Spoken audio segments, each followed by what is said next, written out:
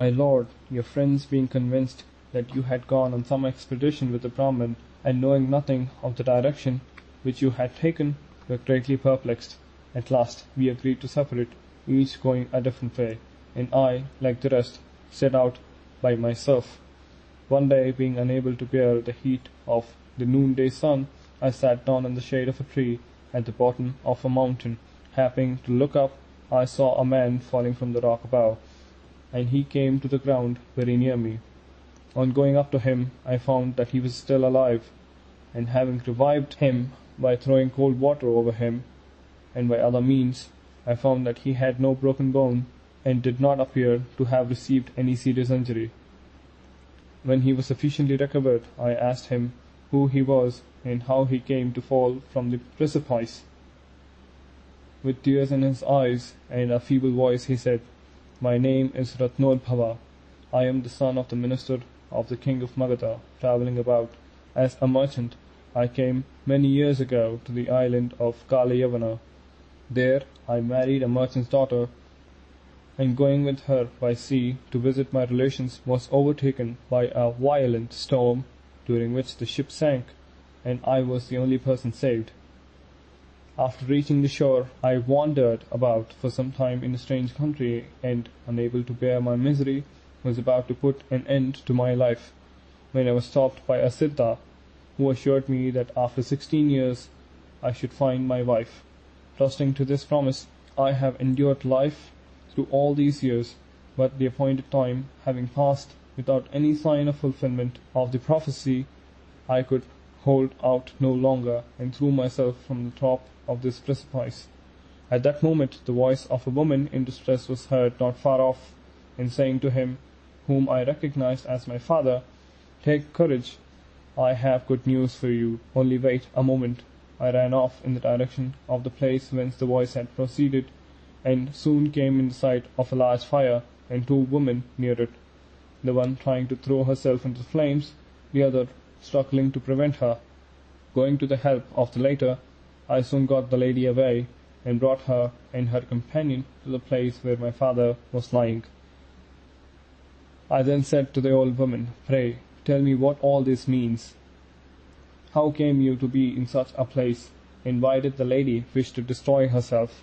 With a broken voice, by sobs, she answered me, "This lady, whose name is Subrita, is the daughter of a merchant in the island of Kalayavana, and the wife of Ratnodbhava. While crossing the sea of her husband, there was a great storm. The ship sank, and this lady and I, her nurse, were the only persons saved. A few days afterwards she gave birth to a son in the forest, but through my ill fortune the child was lost, having been seized by a wild elephant. Afterwards we two wandered about in great misery, and she would have put an end to her life, had we not met with a holy man, who comforted her with the assurance that after 16 years she would be reunited with her husband and son. Relying on this prophecy, she consented to wait, and we have spent all these years living near his hermitage. But the 16 years were ended some time ago, and having lost all hope, she was about to end her wretched life by throwing herself into a fire which she had made, when you so opportunely came to my assistance." Hearing this story, my father was unable to speak from astonishment. I made him known to my mother, and myself to both of them, to their very great joy, and my mother seemed as if she would never weary of kissing and embracing me. After a time, when we were all more composed, my father began to inquire about the king and his own relations, for during all these years he had heard nothing of them. I told him everything, how the king had been defeated, and had been living in the forest, your birth, and the wonderful preservation of myself and my companions, how we had all set out together, how we had lost you, and how I was now searching for you. As soon as my father was able to speak, I placed him and my mother under the care of a certain Muni not very far off, and set out again on my travels. Just at this time I had heard that under the ruins of an ancient city, overgrown by trees, a great treasure was supposed to be concealed, and as I possessed a magic ointment which, when applied to the eyes, enabled me to see through the ground, I determined to try to take it up. I therefore got together some strong young men with the promise of good pay, went to the place, and succeeded in finding a large quantity of gold and a silver coin. While I was thus engaged, a caravan of merchants came to the neighborhood and halted there for a day or two. Taking advantage of this opportunity, I purchased of them sacks for holding the coin and some strong oxen to carry them. Then I dismissed my men, well satisfied with their share, and joined the caravan, where I soon made friends with the leader, the son of a merchant at Ujjain, to which place he was then going. On my arrival at the city, he introduced me to his father, Bandupala, by whose means I obtained permission from the king of Malwa to reside there, where I had taken a horse, safely deposited the money, and established my parents in it. I was anxious to set out again in search of you. Bandupala, seeing this, said to me, "You have already spent much time in searching for your friend, and may spend much more in the same manner to no purpose, if you have no clue to guide you. Now I am skilled in augury and the language of birds. It is probable that I may obtain some indications for you. Wait, therefore, patiently for the present. Meanwhile, my house is always open to you." To this I agreed, and having great pleasure in his society, was much with him, and soon had other attractions there, for I fell in love with this beautiful daughter, Bala Chandrika. Though I had not declared my passion, I was convinced from her looks and from many things which I observed that she was equally in love with me, and therefore anxiously sought an opportunity of speaking to her in private. One day, Bandupala, wishing to obtain information about you by listening to the voices of birds, went with me into a park near the city, and while he waited under the trees, hearing the birds, I walked on, and had the good fortune to see my beloved alone in another part of the park. Although she was evidently pleased at seeing me, and did not reject my suit, I observed that she was distressed and dispirited, and inquired the cause. She told me some time ago the old king abdicated in favour of his son, Darpasara, who is now gone on a pilgrimage to the Himalaya mountains, having first appointed as joint regents the two sons of his father's sister, Charmavarma and Daruvarma. The former of these two alone has the management of affairs, for the latter, given up to evil deeds, makes use of his power only for the indulgence of his licentious passions. He has seen me during my attendance on the Princess Avanti Sundari, has endeavoured to seduce me, and I am in constant fear of his violence, for he hesitates at nothing in the indulgence of his wicked desires. She told me at this reluctantly and with much agitation, but I comforted her with the assurance of my love, and the promise of finding some means to free her from his annoyance. After some reflection I said to her, "This is the plan which I propose. Your friends must give out in public that a certain Siddha has declared Balachandrika is guarded by a demon, who will allow no man to have intercourse with her without his consent. Whoever, therefore, wishes to marry her must first pass one night in company with her and one female friend, and if he comes out uninjured, or is able to overcome the demon, he may then safely marry her. If Daruvarma, on hearing this, shall be alarmed and abstain from further annoyance, so much the better. If, on the other hand, he persists in his wicked purpose, do you appear to consent and say, 'If you think you can overcome the demon, I am willing to meet you, but it must be openly in your own house, and then, whatever happens, no blame can fall on my family.'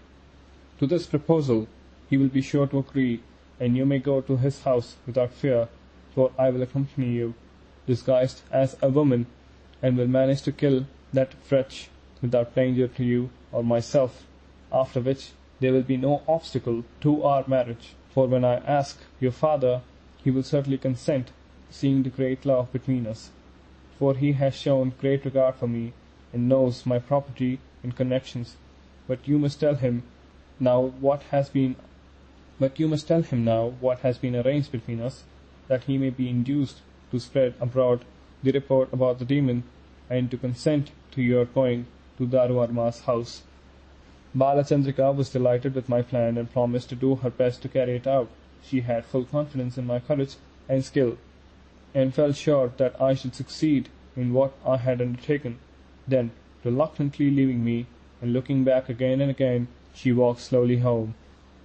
After quitting her, I returned to her father, who was well satisfied with the result of his observations, and told me that he had ascertained that after 30 days I should meet you, and we walked together to his house, taking over the matter.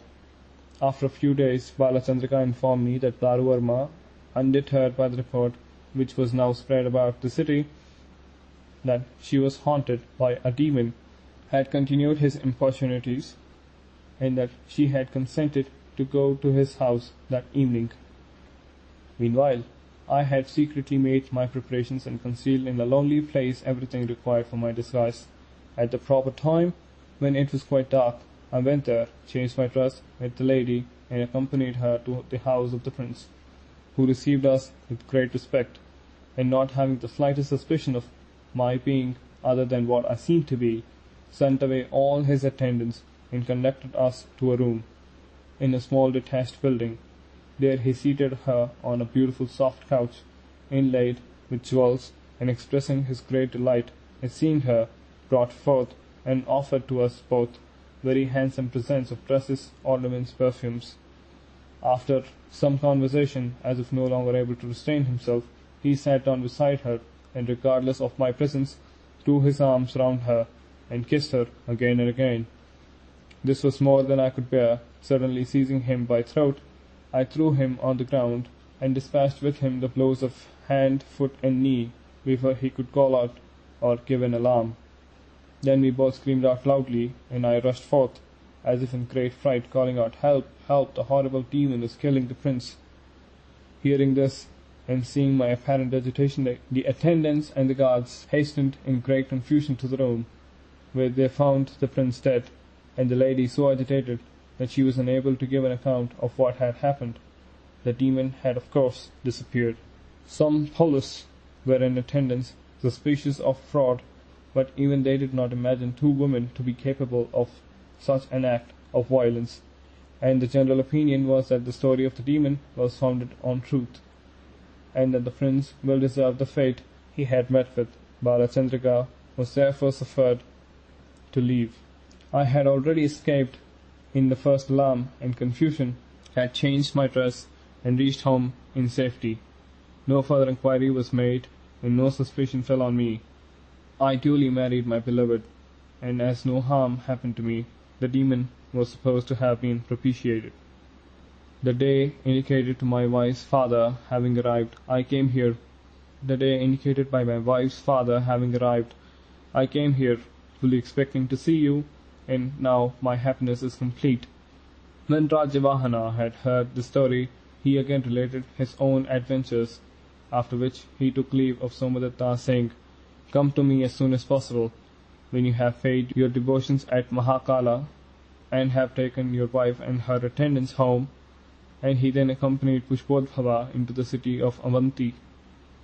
There he was hospitably received in the house of his friend, who introduced him by his real name to Bandhupala, but gave out in the city that he was a young Brahman, worthy of all honour for his learning and ability. And the prince remained for some time in that city, treated with great respect and consideration by all who became acquainted with him. End